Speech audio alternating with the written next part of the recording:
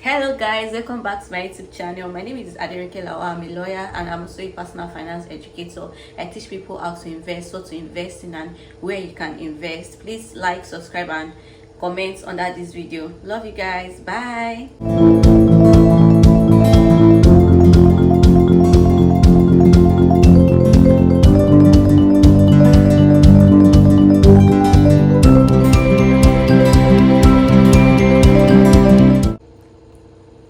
Welcome back guys. So last week we started with this book, The Richest Man in Babylon, and I analyzed chapter 1 and 2 last week. So today we are analyzing the chapter 3, which is titled The 7 Cures for a Lean Purse. So this chapter is essentially for someone that is trying to start from scratch. So you are lost in your financial journey, you don't know where to start. This chapter is for you. And although we'll be repeating some of the rules that we mentioned in chapter 2, this chapter sort of break it down, yes, into 7 rules. I remember that the last time when we discussed the richest man in Babylon, and the richest man in Babylon was speaking to his friends, he made mention of 4 rules, which is earn, save, invest, and then you repeat, and then you seeking knowledge from experts. If you are yet to watch the video, please pause this video, go and watch that video before you watch this. Okay, please subscribe and like this video. I'm hoping that before the end of April we are able to hit 100 subscribers. Thank you very much. Okay, started. So the first cure, that's the first step for you, is to start the purse to fattening, which is saying that what I underlined here: for every 10 coins that places within that purse, take out for use but 9. The purse will start to fatten at once, and its increasing weight will feel good in their hand and bring satisfaction to their soul.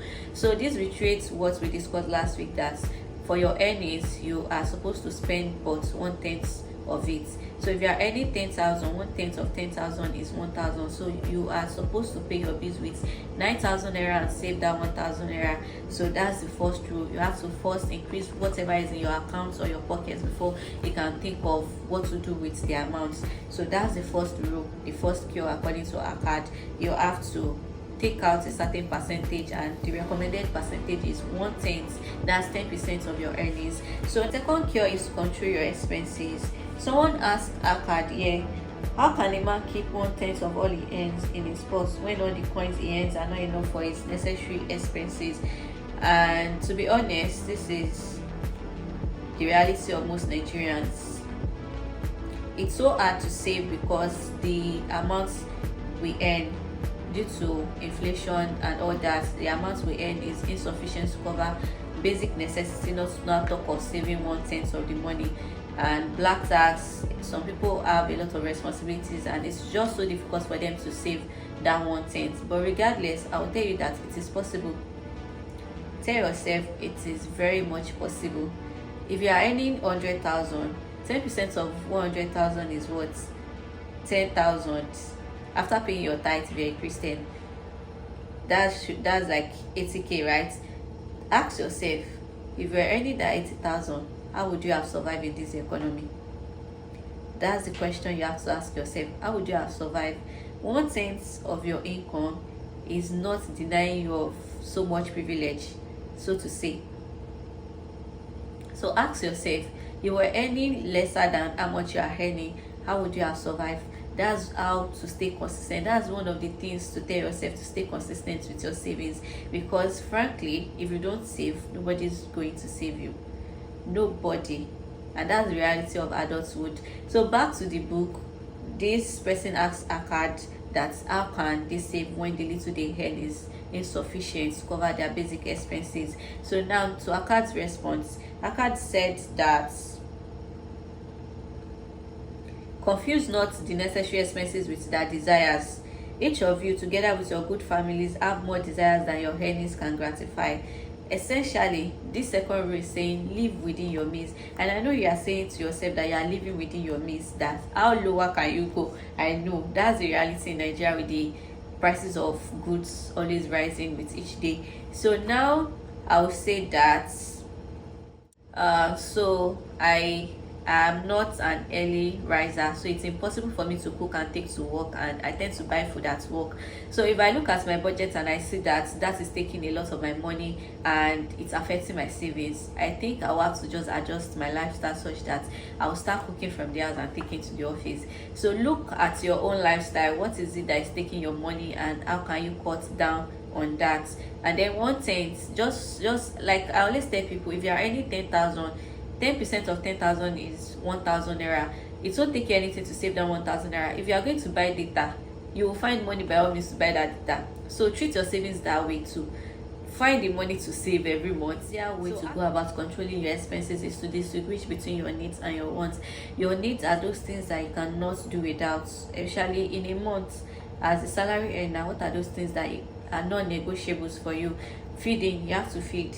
Shelter, you have to contribute to your rent. If you are married and you don't do that, that's fine. Electricity is there, and all other things that you know that yes, you have to compulsorily spend on monthly. Those are your needs, and then you have to distinguish that from your wants, your desires. So if you are earning so little that you cannot afford most of the things on your wants list, remember in economics there is what we call scale of preference. Make a list of what you want, what like on a scale of preference, which ones can you afford, or which ones are urgent that you can afford to cater for that month. So that's after you've settled your needs and you have like surplus to satisfy your wants. So do a scale of preference, which of the ones can you afford to satisfy that month, and then don't forget to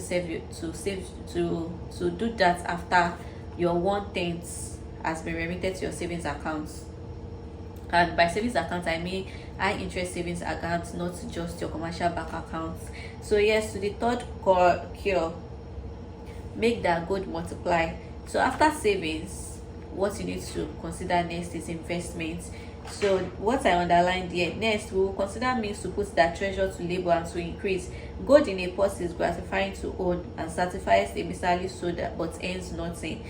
Saying that if you are saving 1/10 of your earnings, consider a high interest savings account where you get up to 10 or 12% annually. We have Carrywise, we have Piggyvest, Economy, and a host of other fintech platforms where you can save rather than just keeping the money in your commercial bank accounts. Inflation will eat your money, and as time goes on, you just get discouraged. So another paragraph I underlined here: a farmer, when his first son was born, took 10 pieces of silver to a money lender and asked him to keep it on rental for his son until he became 20 years of age.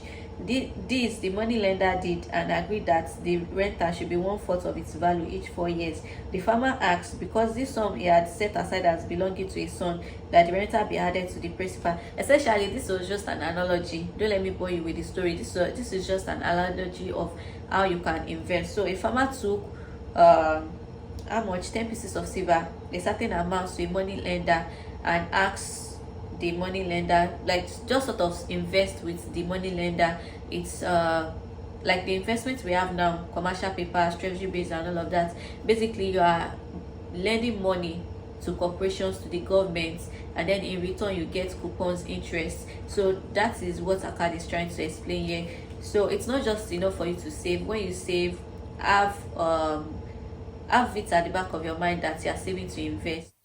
Moving on, the next rule by Akkad is to make of that dwelling place a profitable investment. This means that you should consider owning your home rather than renting. However, most financial advisors argue that it is preferable to invest in a commercial property before building a residential property. That is, ensure your finances are perfect and stabilized before you consider building a home. Also, the reality is different from Nigeria because renting takes huge amounts of your income in the US and in the UK. So it is advisable for you to consider investing in a commercial property before building for a residential purpose. The next rule, which is the fifth rule, is to guard your investment against loss. Avoid any get rich quick schemes. Bring in 10k to collect 20k in 2 days. Also, it's better for you to assess your risk tolerance level to be able to discover or detect which investments you are comfortable with. Are you comfortable with stock? Are you more comfortable with investing in fixed income instruments? So the fifth rule, according to Akkad, is to guard your investment against loss. Then the sixth rule is to plan for retirement. This you can achieve through long-term investment and insurance. Lastly, so the last cure, the seventh cure, is increase the ability to earn.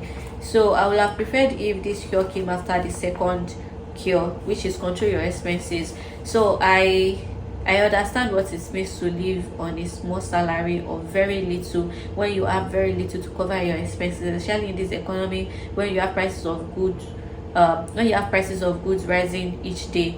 um it can be hard, it can be very very difficult to save, and that's not able to justify your lack of savings. I'm not trying to justify that, because if you are not saving when you are earning little, there is a high probability that when you earn higher, your desires or your needs will grow, and then you will still not save. So I'm not even trying to justify that, but if you fall within this category, you are earning little and you need to save more, then you might need to consider upskilling, maybe take a few certification. So you might need to consider upskilling, maybe take a few certification courses that will make people consider you for higher roles, or you can combine 2 or 3 gigs. Maybe I'm speaking for people that have the luxury of time to do other things. So perhaps you are good with writing, you can take up writing gigs. There are lots of international students looking for people to write their assignments. If you are good academically, you can consider that. And there are also a lot of international gigs for writers, I mean blog writers. If you are good with articles, you can consider taking up that during your free time. Also, you can consider content creation. If you don't want to be if you don't want to be the face of a social media account or anything, you can consider social media management. There are also other gigs when it comes to design. If you are good with designs, you can consider that as a means to augment your income. So thank you. Of chapter 3, I can't have these things to say. He must pay his debts with all the promptness within his power, not purchasing that for which he is unable to pay. He must take care of his family, that they may think and speak well of him. He must make a will of record, that in case the gods call him, proper and honorable division of his property be accomplished. He must have compassion upon those who are. So I think I need to explain the last part, what Akkad said about making your family happy so they speak well of you.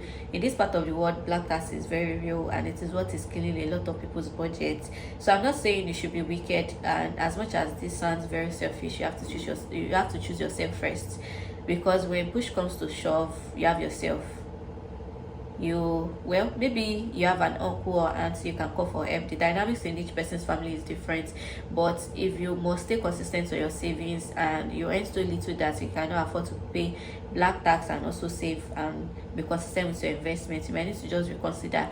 The best way to go about it is to save a certain amount. Just allocate a certain amount to black tax monthly. That way it doesn't eat into your budget or your personal savings and investments. So I just need to make that correction, because as much as we're analyzing this book for us to create wealth, we need to balance it with the realities in Nigeria.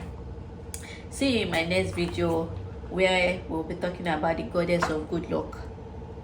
Bye. Please don't forget to like, comment.